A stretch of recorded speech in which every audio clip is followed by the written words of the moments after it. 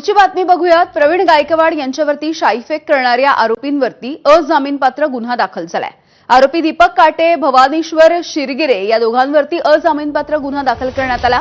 घातक हत्यारांनी इच्छापूर्वक दुखापत करण्याचा गुन्हा दाखल झालेला आहे। BNS 118 या कलमाच्या नुसार हा अजामीनपात्र गुन्हा दाखल करण्यात आलाय। आरोपींना अक्कलकोट कोर्टामध्ये आज हजर केलं जाणार आहे।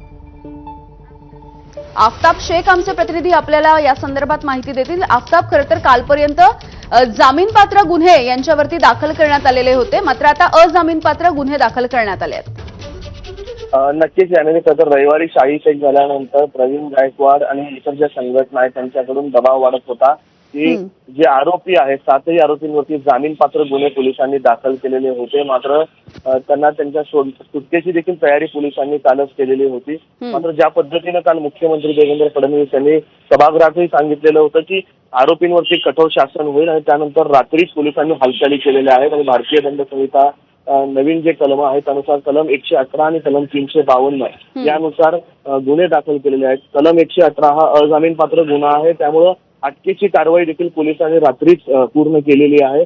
आणि आज दिवसभरामध्ये जे ताब्यात असलेले आरोपी आहेत दीपक काटे आणि भवानेश्वर शिरगिरे या दोघांना अक्कलकोटच्या न्यायालयामध्ये हजर करण्यात येईल आणि पुढची कारवाई जी आहे पोलीस कस्टडीची मागणी जी आहे पोलिसांच्या माध्यमातून करण्यात येईल।